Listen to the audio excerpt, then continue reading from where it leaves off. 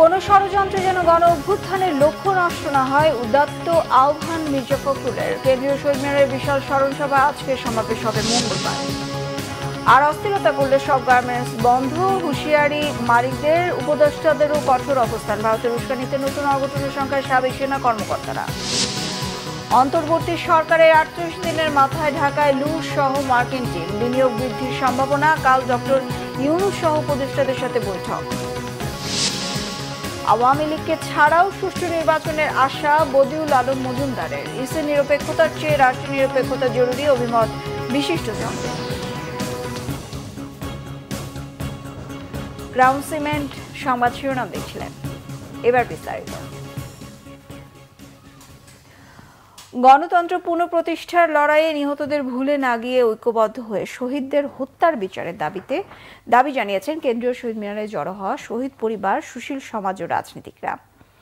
গতকাল কেন্দ্রীয় শহীদ মিনারে বিএনপি আয়োজিত স্মরণ সভায় বিএনপি মহাসচিব মির্জা ফখরুল ইসলাম আলমগীর দেশকে সত্যিকার অর্থে গণতান্ত্রিক রাষ্ট্র গড়ে তোলার প্রত্যয় জানিয়ে ষড়যন্ত্রের মধ্যে বিপ্লবের লক্ষ্য যেন নষ্ট না হয় সে ব্যাপারে সবাইকে সতর্ক থাকার আহ্বান জানান। রিপোর্ট জাহাঙ্গীর আকতের।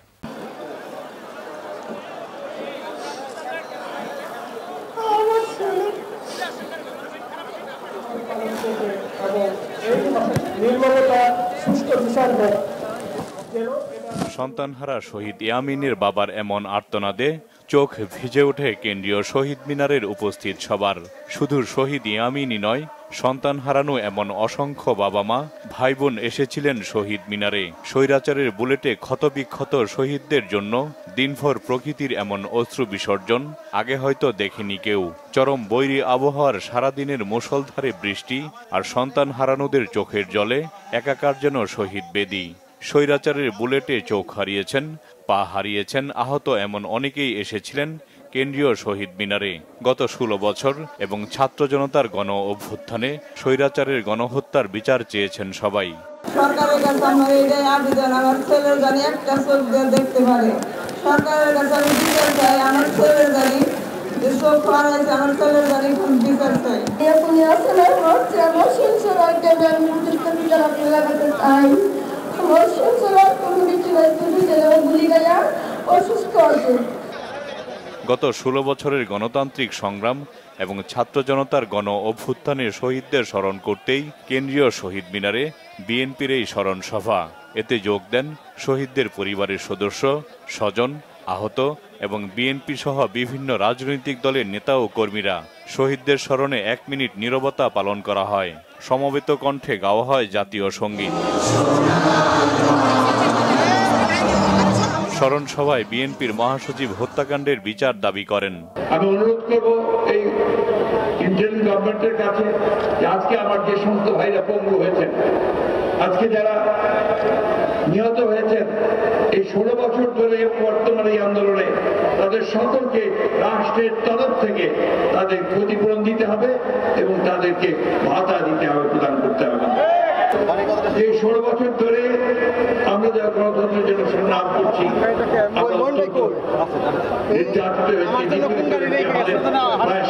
ভাই বোন তারা খুন হয়ে গেছে, সেই আয়না ঘর হয়েছে। আমাদের মায়ের যাকে ছেলে মেয়েরা এখনো কেঁদে বেড়াচ্ছে, ছোট্ট শিশুটি এখনো তার বাবাকে খুঁজছে। আজকে সেই মানুষগুলোকে খুঁজে বের করার ব্যবস্থা করতে হবে। গোপালগঞ্জে স্বেচ্ছাসেবক দলের নেতাকর্মীদের উপর হামলার নিন্দা জানান মির্জা ফখরুল। আজকে আমরা সবাই বলছি যে আমরা স্বাধীন হয়েছি, হয়তো স্বাধীন হয়েছি, হয়তো হয়েছি, তো এখনো চতুর্দিকে নাগিনীরা ছড়াইছে নিঃশ্বাস। সেই তাদের চক্রান্ত তারা বিভিন্নভাবে ছড়াচ্ছে এবং আমাদেরকে বিভক্ত করবার চেষ্টা করছে। আজকে আমাদের যেটা প্রয়োজন সবচেয়ে বেশি, তা হচ্ছে আমাদেরকে পার্টির ঐক্য, যে ঐক্য নিয়ে আমরা দীর্ঘ 16 বছর লড়াই করেছি, সেই ঐক্যকে অটুট রাখা এবং কোনো মতেই তাদের চক্রান্তে পা না দেওয়া।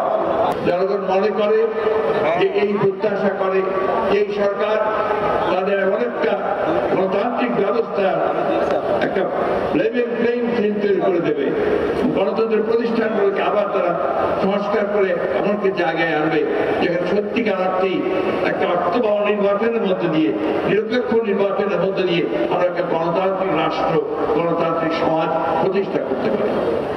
স্মরণ সভায় বক্তব্য দেন বিএনপি ও সমমনা রাজনৈতিক দলের নেতারা। আজকের এই ছাত্র জনতার গণঅভ্যুত্থান এটি শুধু 1.5 মাসের আন্দোলন সংগ্রামই হয় নাই, এটা গত 1.5 দশকের একটা ধারাবাহিক আন্দোলন সংগ্রামের একটা সফল পরিণতি। এই আন্দোলন সংগ্রামে যারা ত্যাগ স্বীকার করেছেন, যারা নিহত হয়েছেন, তাদেরকে আমরা আজকে শ্রদ্ধার সাথে স্মরণ করছি। আমরা ছাত্র গণ অভ্যুত্থানে যে গণহত্যা সংগঠিত হয়েছে তার যেমন আমরা বিচার চাই, একই সাথে গত 16 বছর আওয়ামী ফ্যাসিবাদী দুঃশাসনের বিরুদ্ধে জানবাজি করে লড়াই করতে যে জীবন দিয়েছেন, আমরা একই সাথে মনে করি তাদেরও আজকে আমরা একত্রিত ছিলাম বলে বাংলাদেশকে নতুন ভাবে জয় আমরা এনে দিতে পেরেছি। বিচার শুধু আরম্ভ হয়েছে ইনশাআল্লাহ। এই বিচার এমন ভাবে হবে যে বাংলাদেশে আওয়ামী লীগকে সবাই মীর জাফর লীগ হিসেবে জানবে। আগামী আওয়ামী লীগ একটা রাজনৈতিক দলের অস্তিত্ব হারিয়ে ফেলেছে। এই আওয়ামী লীগের 71 সালে যে অবস্থান ছিল, আজকে আওয়ামী লীগ যে ক্যারেক্টার, যে চারিত্রিক বৈশিষ্ট্য চলে আসছে, আওয়ামী লীগ কোনো মানুষের দল হতে পারে না। আন্দোলনের সময় সেই সব রণসঙ্গীত ছিল স্মরণ সভায়। দলীয় সঙ্গীত পরিবেশনার মধ্য দিয়ে শেষ হয় স্মরণ সভা। জাহাঙ্গীর আকন্দ, বাংলাভিশন, ঢাকা। আন্তর্জাতিক গণতন্ত্র দিবস উপলক্ষে নয়াপল্টনে বাংলাদেশ জাতীয়তাবাদী দল বিএনপির সমাবেশ আজ হচ্ছে না। বৈরী আবহাওয়ার কারণে কর্মসূচি পিছিয়ে 17 সেপ্টেম্বর মঙ্গলবার বিকেল 3টায় অনুষ্ঠানের ঘোষণা দিয়েছে দলটি। শনিবার রাতে গুলশানে বিএনপি চেয়ারপারসনের রাজনৈতিক কার্যালয়ে জরুরি সংবাদ সম্মেলনে ঘোষণা দেন দলটির স্থায়ী কমিটির সদস্য অধ্যাপক ডাক্তার এজিএম জাহিদ হোসেন। তিনি বলেন, আবহাওয়ার কারণে আন্তর্জাতিক গণতন্ত্র দিবস উপলক্ষে বিএনপি রবিবারে কর্মসূচি স্থগিত করা হয়েছে।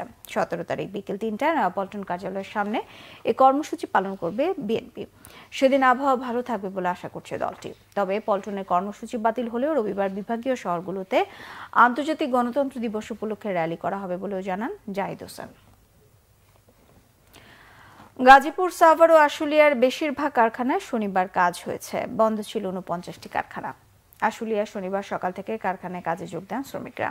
শ্রমিক বিক্ষোভের জেরে অস্থিতিশীল পরিস্থিতিতে কয়েকদিন ধরে বন্ধ থাকা কারখানাগুলোর মধ্যে শনিবার 49টি বন্ধ রাখে কর্তৃপক্ষ। গাজীপুরের সব শিল্প কারখানায় কাজে যোগ দেয় শ্রমিকরা। গত কয়েকদিন নানা অজুহাতে বেশ কয়েকটি কারখানা শ্রমিক অসন্তোষ এবং নিরাপত্তার কারণে কিছু সংখ্যক কারখানা বন্ধ রাখে কর্তৃপক্ষ। আজ রবিবার থেকে পোশাক কারখানা চালুর পর নতুন করে অস্থিরতা তৈরি হলে শ্রম আইনের 13(1) ধারা অনুযায়ী অনির্দিষ্টকালের জন্য সব কারখানা বন্ধ করে দেওয়ার হুঁশিয়ারি দিয়েছেন পোশাক মালিকরা। এদিকে উৎপাদন চালু রাখতে সহযোগিতার আশ্বাস দিয়েছেন শিল্প উপদেষ্টা আদিলুর রহমান।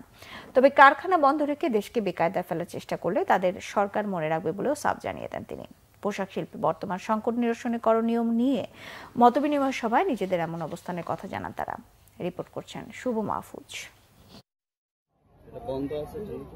কারখানা চালু করার পর শ্রমিক অসন্তোষের মুখে আবার তা বন্ধ করে দিতে বাধ্য হচ্ছেন মালিকরা। গেল 2 সপ্তাহ ধরে এমন অস্থিরতা চলমান রয়েছে আশুলিয়া সহ দেশের বিভিন্ন শিল্প এলাকায় তৈরি পোশাক কারখানাগুলোতে। অবস্থার উত্তরণ ও নিরবচ্ছিন্ন কারখানা চালু রাখতে করণীয় ঠিক করতে সরকার, মালিক ও শ্রমিক প্রতিনিধিদের নিয়ে উত্তরায় নিজস্ব ভবনে ত্রিপক্ষীয় বৈঠকে বসে বিজিএমইএ। চলমান সংকটের জন্য মালিকদেরই দায়ী করলেও কারো উস্কানিতে পা না দিয়ে কারখানার উৎপাদন চালু রাখতে শ্রমিকদের কাজে মনোযোগ দেওয়ার আহ্বান শ্রমিক নেতাদের। আসলে প্রতি বছর এই আন্দোলন আমাদেরও ভালো লাগে না। একটা টেকসই অবস্থানে আমাদের একসাথে চলে আসতে হবে। এই সংকটটা বুঝে আমাদেরকে বিবেচনা করতে হবে। আমরা শিল্প উদ্যোক্তা এবং শ্রমিক দুজনেই এই দেশের নাগরিক এবং আমাদের দেশটার স্বার্থেই এবং আমাদের নিজস্ব স্বার্থেই পারস্পরিক আলোচনার মধ্য দিয়ে এটা মীমাংসা করতে হবে। বর্তমান সরকারকে বেকায়দায় ফেলতে এমন অস্থিরতার অভিযোগ তুলে সেনাবাহিনী সহ আইন শৃঙ্খলা বাহিনীর পক্ষ থেকে জানানো হয়, দেশের অর্থনীতিকে টিকিয়ে রাখতে এই সমস্যা নিরসনে সর্বোচ্চ গুরুত্ব দিচ্ছে তারা। মাননীয় প্রধান উপদেষ্টার নেতৃত্বে আমাদের এই বাংলাদেশকে একটা অনন্য পরিচয় নিয়ে এই গার্মেন্টস শিল্পকে হয়তো একটা অন্য জায়গায় অন্য লেভেলে আমরা নিয়ে যাব, সেইখানেই কিন্তু আমরা দেখছি একটির পর একটা ঘটনা ঘটে এটাকে মুখ থুবড়ে দেওয়ার জন্য চেষ্টা করা হচ্ছে। এই শিল্প কলকারখানা, শুধু গার্মেন্টস শিল্পের কথাই বলবো না, ওষুধ শিল্প এবং অন্যান্য শিল্প কলকারখানা সবগুলো সেক্টরে যেন একটা নিরাপদ পরিস্থিতি বা পরিবেশ ফিরে আসে, সেই জন্য আমরা সর্বশক্তি নিয়োগ করে কাজ করে যাচ্ছি। এ সময় শ্রমিকদের যৌক্তিক দাবি মেনে নেয়ার আশ্বাস দিয়ে মৎস্য ও প্রাণী সম্পদ এবং শ্রম ও কর্মসংস্থান উপদেষ্টা জানান, বাংলাদেশের পোশাক শিল্প ধ্বংসে ষড়যন্ত্র করছে অন্য কেউ। অন্তর্বর্তীকালীন সরকারের বয়স মাত্র 1 মাস হলো, আমাদেরকে একটু সময় দেন। আমরা আমাদের দিক থেকে যা যা করার দরকার আছে আমরা অবশ্যই করব, কিন্তু এই দেশকে বাঁচাতে হবে, এই দেশকে বাঁচাতে হলে এই শিল্পকে বাঁচাতে হবে। ভারতীয় কয়েকটা গণমাধ্যমে এবং কয়েকজন কন্টেন্ট ক্রিয়েটরকে এই ধরনের কন্টেন্ট তৈরি করতে দেখেছে যে এটাই আসলে আমাদের ইনভেস্টমেন্টের শ্রেষ্ঠ সময়, কারণ বাংলাদেশে একটা পরিবর্তন এসেছে, একটা পরিস্থিতি তৈরি হয়েছে। এই পরিস্থিতিতে আমরা আমাদের দিকে যদি বাইরেদেরকে নিয়ে আসতে পারি তাহলে এটা আমাদের জন্য একটা ভালো সুযোগ। এখন আমাদেরকে ডিসিশন নিতে হবে যে আমরা এই সুযোগটা তাদেরকে দেব কিনা। প্রায় 4 ঘন্টা ব্যাপী এমন সব আলোচনা শেষে বাধে কিছুটা হট্টগোল। পোশাক কারখানা মালিকরা জানান, সরকার নিরাপত্তা নিশ্চিত করতে ব্যর্থ হলে শ্রম আইনের 13-এর 1 ধারা অনুযায়ী সোমবার থেকে অনির্দিষ্টকালের জন্য কারখানা বন্ধ রাখবেন তারা। আপনারা যদি বলেন কালকে থেকে ফ্যাক্টরি আপনারা চালান, সরকার দায়িত্ব নেবে আপনাদের প্রোটেকশন দেওয়ার, আমরা চালাবো। আর না হলে আগামীকাল থেকে আমরা 13-1 ধারা অনির্দিষ্টকালের জন্য বন্ধ করে দেব। আশুলিয়াতে কালকে আমরা সবাই বলবো, যদি কোনো কারণে কোনো ফ্যাক্টরি বন্ধ রাখে আমাদের সেই ফ্যাক্টরিগুলিকে আমরা 13 বন্ধ দিয়ে ছাড়া আমাদের রাস্তা আমাদের থাকবে না। যদি কোনো ফ্যাক্টরিতে ফার্দার কোনো গন্ডগোল হয় বা কাজ বন্ধ রাখে, 13 সেই ফ্যাক্টরি নো ওয়ার্ক নো পেতে বন্ধ হয়ে যাবে। এ সময় শিল্প উপদেষ্টাও সাফ জানিয়ে দেন, কারখানা বন্ধ করে কোনো মহল দেশকে বিপদে ফেলার চেষ্টা করলে তাদের বিরুদ্ধে ব্যবস্থা নেবে সরকার। কালকে শ্রমিকদের অনুরোধ জানানো হয়েছে যেন তারা দেখেন, নেতৃবৃন্দ আছেন যেন কালকে ফ্যাক্টরিগুলো চলে। যেই ফ্যাক্টরিতে কালকে সমস্যা হবে সেই সব ফ্যাক্টরির ব্যাপারে আমরা ব্যবস্থা নিব, আমরা বিশেষ ব্যবস্থা নিব। যদি ফ্যাক্টরি বন্ধ করে দিয়ে দেশের অর্থনীতিকে ক্ষতিগ্রস্ত করার জন্য কোনো মহল চেষ্টা করে, সেটাও আমরা মনে রাখব। দেশের অর্থনীতির গুরুত্বপূর্ণ এই খাতকে বাঁচাতে সবার সহযোগিতা চান উপদেষ্টারা। শুভ মাহফুজ, বাংলা ভিশন, ঢাকা। ভারতের উস্কানিতে বাংলাদেশে আরও অঘটন ঘটতে পারে, এ ব্যাপারে সবাইকে প্রস্তুত ও সতর্ক থাকার আহ্বান জানিয়েছেন বিশিষ্টজনেরা। শনিবার এক সেমিনারে আহ্বান জানান বিশিষ্টজনেরা। বক্তারা আরও জানিয়েছেন, গত 16 বছর পুলিশ ও সেনাবাহিনীর কিছু কর্মকর্তা দানবে পরিণত হয়েছিল, এজন্য আয়নাঘর তৈরি হয়েছিল। আরও জানাচ্ছেন দীপন দেওয়ান। জুলাই আগস্ট বিপ্লবে সশস্ত্র বাহিনীর অবদান এবং বিপ্লবোত্তর ভূমিকা শীর্ষক সেমিনারের আয়োজন করে retired armed forces officers welfare association rava. অনুষ্ঠানে বক্তারা বলেন, বর্তমান প্রেক্ষাপটে অবসরপ্রাপ্ত সেনা কর্মকর্তারা রাষ্ট্রযন্ত্রকে সাহায্য করতে পারে। এ ব্যাপারে অন্তর্বর্তী সরকারকে উদ্যোগী হওয়ার আহ্বান জানান বক্তারা। সমস্ত অপরাধীদেরকে বঙ্গোপসাগরের ভাষাঞ্চরে নিয়ে যাওয়ার জন্য তাদেরকে বিচারালয়টা ওখানেই হইতে হবে, সো দ্যাট আমরা তাদেরকে প্রতি বিপ্লব এবং অন্যান্য কর্মকাণ্ড, টাকা পয়সা ছড়ানো, এই সমস্ত তাদেরকে সরিয়ে দিতে পারে। পুলিশ যেভাবে দানবে পরিণত হয়েছে কিছু অফিসার, বিপ্লব কুমার, এই যে হারুন, বেনজির, এদের মতো আমাদেরও মিলিটারিতে সেরকম জিয়াউল হাসান, সোহেল বা এরকম আরো কিছু অফিসার তৈরি হয়েছে। আমার কোনো বিবেক নেই, হাসিনা আমার বিবেক। জাস্ট এই জায়গাটায় আমরা দানব তৈরি করেছি। সেমিনারে বিশিষ্টজনেরা বলেন, আওয়ামী লীগ সরকার ক্ষমতায় না থাকলেও প্রতি বিপ্লব ঘটিয়ে পরিস্থিতি ঘোলাটে করার চেষ্টা করছে। থ্রেট বিএনপি ছিল, সো বিএনপিকে মামলা হামলা করে শেষ করো। থ্রেট সেনাবাহিনী, কারণ সেনাবাহিনী আপনাকে ডে টু ডে লাইফে কাজ লাগাতে পারলেও আপনাকে ক্ষমতাচ্যুত কিন্তু করতে পারে। সো উনি কি করলেন, উনি সেনাবাহিনীকে এরপর ডিস্ট্রয় করতে শুরু করলেন। সেনাবাহিনীটাকে আবার প্রফেশনাল জায়গায় ফিরিয়ে আনার ক্ষেত্রে আপনারা বাইরে থেকে প্রেসার দেয়া, then by this year, India would have successfully implanted an entire military presence in Bangladesh. ভারতীয় বাহিনী বাংলাদেশের ভিতরে প্রবেশ করে একটা স্থায়ী উপস্থিতি ঘটাবার আগে আমরা আমাদের বাস্তবতায় ফিরে আসতে পারছি। ভারতের উস্কানিতে এখানে আরো অনেক দুর্ঘটনা অঘটন ঘটবে এবং তার জন্য আমাদেরকে মানসিকভাবে এবং অন্যভাবেও প্রস্তুত থাকতে হবে। ভারতের সাথে কোনো প্রতিবেশীর সুসম্পর্ক নেই বলেও মন্তব্য করেন বক্তারা। দীপন দেওয়ান, বাংলা ভিশন, ঢাকা। সাম্প্রতিক দেশব্যাপী দরগা ও মাজারে হামলার সাথে জড়িতদের দ্রুত আইনের আওতায় আনা হবে এবং তাদের বিরুদ্ধে কঠোর আইনানুগ ব্যবস্থা নেওয়ার কথা জানিয়েছে অন্তর্বর্তীকালীন সরকারের প্রধান উপদেষ্টার কার্যালয়। ধর্মীয় সাংস্কৃতিক স্থাপনা এবং সুফি মাজার সম্পর্কিত যে কোনো বিদ্বেষমূলক বক্তব্য ও হামলার তীব্র নিন্দা জানিয়ে শনিবার প্রেস বিজ্ঞপ্তি দিয়েছে প্রধান উপদেষ্টার কার্যালয়। বিজ্ঞপ্তিতে জানানো হয়, ধর্মীয় সাংস্কৃতিক স্থাপনা রক্ষায় আইনশৃঙ্খলা বাহিনীকে পর্যাপ্ত ব্যবস্থা নিতে নির্দেশ দেওয়া হয়েছে। গত কয়েকদিন ধরে দেশের বিভিন্ন স্থানে মাজার সহ বিভিন্ন ধর্মীয় স্থাপনা ভাঙচুরের সাথে জড়িতদের আইনের আওতায় আনার নির্দেশনা দেওয়া হয়। ধর্মীয় বা সাংস্কৃতিক সহিষ্ণুতা ও সম্প্রীতিকে বিঘ্নিত করার যে কোনো প্রচেষ্টা সরকার দৃঢ়ভাবে মোকাবেলা করবে বলেও জানান প্রধান উপদেষ্টার কার্যালয়। সঠিক অর্থনৈতিক সংস্কার হলে বাংলাদেশে মার্কিন বিনিয়োগ বাড়বে বলে আশা করছে যুক্তরাষ্ট্র। গুলশানে সফররত মার্কিন প্রতিনিধি দলের সাথে বৈঠক শেষে এক্স হ্যান্ডেল এমনটা জানিয়েছেন ঢাকায় মার্কিন দূতাবাস। আজ রবিবার প্রধান উপদেষ্টা ডক্টর মোহাম্মদ ইউনূস সহ অন্যান্য উপদেষ্টাদের সঙ্গে সৌজন্য সাক্ষাৎ করবেন মার্কিন সহকারী পররাষ্ট্রমন্ত্রী ডোনাল্ড লু সহ প্রতিনিধি দলের সদস্যরা। রিপোর্ট করছেন ইমুল কায়েস। ডক্টর মোহাম্মদ ইউনূসের নেতৃত্বাধীন অন্তর্বর্তী সরকার দায়িত্ব নেওয়ার ৩৮ দিনের মাথায় দুদিনের সফরে ঢাকায় এসেছেন যুক্তরাষ্ট্রের দক্ষিণ ও মধ্য এশিয়া বিষয়ক আলোচিত সহকারী পররাষ্ট্রমন্ত্রী ডোনাল্ড লু। শনিবার বেলা ৩:৩০টার দিকে দিল্লি থেকে ঢাকা পৌঁছান তিনি। তাই স্বাভাবিকভাবেই ঢাকা দিল্লি সম্পর্ক স্বাভাবিক করার আলোচনা তার সফরে প্রাধান্য পাবে বলে ধারণা করা হচ্ছে। এর আগে শনিবার সকালে ঢাকায় আসেন মার্কিন প্রতিনিধি দলের প্রধান, যুক্তরাষ্ট্রের রাজস্ব ও অর্থ দপ্তরের আন্তর্জাতিক অর্থায়ন বিষয়ক সহকারী আন্ডার সেক্রেটারি ব্রেন্ট নেইম্যান। ঢাকায় এসেই ব্যবসায়ীদের সাথে বৈঠক করে মার্কিন প্রতিনিধি দল।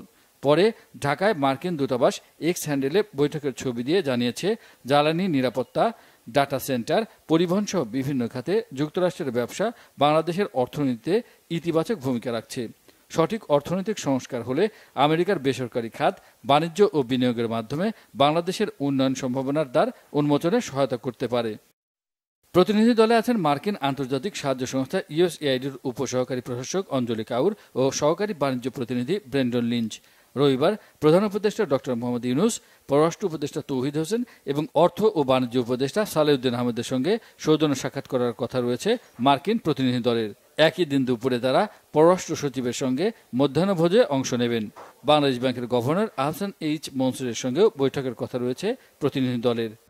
ইমরুল কায়েস, বাংলা ভিশন, ঢাকা।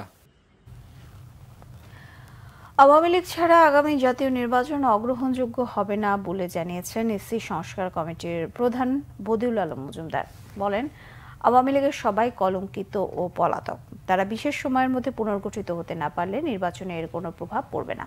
শনিবার ডিবেট ফর ডেমোক্রেসি আয়োজিত গণতন্ত্র সুরক্ষায় রাষ্ট্র মেরামত এবং জাতীয় নির্বাচন নিয়ে ছায়া সংসদে একথা বলেন নির্বাচন কমিশন সংস্কার কমিটির প্রধান বদিউল আলম মজুমদার। তিনি বলেন, আওয়ামী লীগকে বিলুপ্ত করার পক্ষে কেউ নেই। বিশেষ পরিস্থিতিতে আওয়ামী লীগের বিচার সম্পন্ন না হলে এবং তারা পুনর্গঠিত হতে না পারলে নির্বাচন বাধাগ্রস্ত হবে না। যারা বিগত দিনে ডামি নির্বাচনের আয়োজন করেছে তারা সুস্পষ্টভাবে সংবিধান লঙ্ঘনকারী। সংবিধান লঙ্ঘনের অভিযোগে নির্বাচন পরিচালনার সাথে সরাসরি যুক্ত প্রশাসনিক কর্মকর্তা, আইনশৃঙ্খলা বাহিনীর সহ 10 লাখ মানুষ সবাই নির্বাচনী অপরাধী। তাদের শাস্তি হওয়া যৌক্তিক বলে মনে করেন তিনি। নির্বাচন সংস্কারের কাজ শুরু হয়েছে জানিয়ে নির্বাচন কমিশন সংস্কারের প্রধান বলেন, আরপিও আইন ও নির্বাচন কমিশন নিয়োগ আইন সংস্কারের প্রস্তাব দেওয়া হবে। এ সময় debate for democracy chairman Hasan Ahmed Chowdhury Kiran বলেন, ছাত্র জনতার বিজয় ধরে রাখতে হলে সবাইকে ঐক্যবদ্ধ থাকতে হবে। দলমত বিবেচনা না করে দেশের জন্য এক হবার বিকল্প নেই বলে জানান। বিশেষ পরিস্থিতি এবং এই পরিস্থিতিতে যদি তাদের বিচার শেষ না হয় এবং তারা যদি পুনর্গঠিত না হয়, এবং যে আমি তো দেখি না কার নেতৃত্বে পুনর্গঠিত হবে। হ্যাঁ, 2-1 জন আছে, কিন্তু তারাও দু একজন যে আছে তারাও আগ্রহী বলে মনে হয় না। আর সবাই তো কলঙ্কিত, সবাই তো হয় পলাতক। তো আমি নিশ্চিত নই এটার উত্তরটা। তবে আওয়ামী লীগ যদি তার মধ্যে পুনর্গঠিত না হয় তাহলে তাদেরকে ছাড়া নির্বাচন করাটা অগ্রহণযোগ্য হবে না বলেই আমি মনে করি। দেশ নিরপেক্ষ না হলে নির্বাচন কমিশন নিরপেক্ষ হয়ে কোনো লাভ নেই। এজন্য রাজনৈতিক দলগুলোর সদিচ্ছা ও জবাবদিহিতার মানসিকতা জরুরি বলে মন্তব্য করেছেন বিভিন্ন পেশার প্রতিনিধিরা। প্রধান নির্বাচন কমিশনার ও নির্বাচন কমিশনার নিয়োগ পদ্ধতি নিয়ে শনিবার রাজধানীর গুলশানের একটি হোটেলে আয়োজিত পলিসি ডায়ালগে এসব কথা বলেন বক্তারা। নির্বাচন কমিশন গঠনের জন্য আগে সকল অংশীজনকে নিয়ে আলোচনা করে সিদ্ধান্ত নেওয়ার পরামর্শ দেন কেউ কেউ। কমিশন গঠনের জন্য সার্চ কমিটি উন্মুক্ত রাখার পরামর্শ উঠে আসে আলোচনায়। এখন দেশের নির্বাচন কমিশন নেই, এটা অস্বস্তিকর বলেও মন্তব্য করেন বক্তাদের অনেকেই। সাংবিধানিক কমিশন গঠনের মাধ্যমে নির্বাচন কমিশন গঠন করা যেতে পারে বলে মতামত উঠে আসে এই আলোচনায়। নির্বাচন কমিশন সচিব সহ পুরো নিয়োগ পদ্ধতি ভিন্ন হওয়া উচিত বলে মন্তব্য করেন আলোচকরা। 2022 সালে নির্বাচন কমিশন আইন বাতিলের দাবি জানান বিএনপির স্থায়ী কমিটির সদস্য সেলিমা রহমান। অর্থ উপদেষ্টা ডক্টর সালেউদ্দিন আহমেদ বলেছেন, অন্তর্বর্তীকালীন সরকারের সামনে প্রধান দুটি চ্যালেঞ্জ হলো ব্যাংক ও রাজস্ব খাতের সংস্কার। ইতোমধ্যে কাজ শুরু হয়েছে। বেশি বেশি কর আদায় করতে হবে, তবে কাউকে কষ্ট দিয়ে কর আদায় করা যাবে না। শনিবার সকালে রাজধানীর আগারগাঁও জাতীয় রাজস্ব ভবনে আলোচনা সভায় উপদেষ্টা এমন মন্তব্য করে বলেন, সরকারের অর্থের প্রয়োজন, তবে অপচয় যাতে না বাড়ে সেদিকে নজর দিতে হবে। আয় বাড়াতে হবে, এজন্য প্রত্যক্ষ করের উপর জোর দিতে হবে। করের বৈষম্য না করে করদাতারা যাতে ইচ্ছে করে কর দেয় এমন পরিবেশ তৈরিরও আহ্বান জানান অর্থ উপদেষ্টা। সবাইকে জবাবদিহিতা ও স্বচ্ছতার মধ্য দিয়ে কাজ করার পরামর্শ দেন। এ সময় এনবিআর চেয়ারম্যান আব্দুর রহমান খান বলেন, জুলুম করে কর আদায় চায় না জাতীয় রাজস্ব বোর্ড, আইনের সংস্কারের উপর জোর দেন তিনি।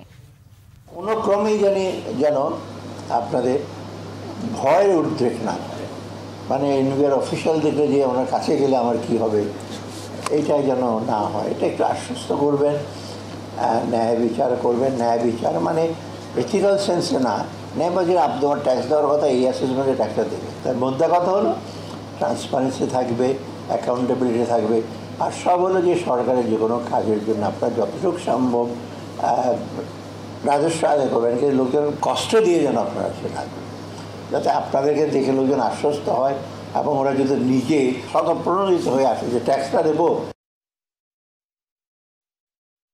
সাবেক প্রধান নির্বাচন কমিশনার বিচারপতি আব্দুর রউফ বলেছেন, বাংলাদেশের গণতন্ত্র হতে হবে নিজেদের স্বকীয়তা বজায় রেখে। শনিবার জাতীয় প্রেস ক্লাবে গণবিপ্লবোত্তর জাতীয় প্রতিরক্ষা ব্যবস্থাপনায় জনগণের অংশগ্রহণ বিষয়ে আমজনতার ভাবনা বিষয়ে সেমিনারে তিনি কথা বলেন। জাতীয় পর্যবেক্ষক পরিষদ আয়োজিত সেমিনারে বিচারপতি রউফ বলেন, আমাদের অন্য দেশের গণতন্ত্রের কথা চিন্তা করে লাভ হবে না। তাদের মতো না হতে পারলে সেই ধরনের গণতন্ত্র এদেশে প্রতিষ্ঠা করেও সুফল পাওয়া যাবে না। সেমিনারে আরও বক্তব্য রাখেন অবসরপ্রাপ্ত কর্নেল কবি আশরাফ আল দিন, পিআইবির সাবেক মহাপরিচালক ডক্টর আব্দুল হাই সিদ্দিক, জাতীয় পর্যবেক্ষক পরিষদের আহ্বায়ক রেহানা সালাম, পরিষদের প্রধান উপদেষ্টা তোফাজ্জল হোসেন ও সদস্য সচিব মোহাম্মদ আতাউল্লাহ খান সহ অন্যান্যরা। সংবাদ শেষ করব ক্রাউন সিমেন্ট সংবাদ শিরোনামগুলো আরো একবার জানিয়ে।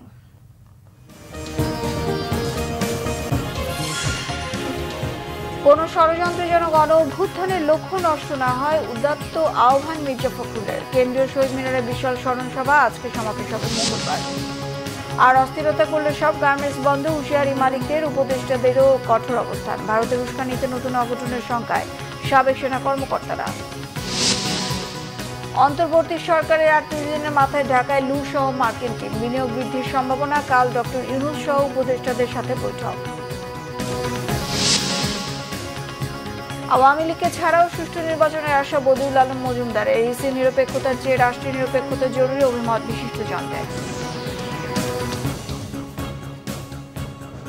এই ছিল এখনকার মতো।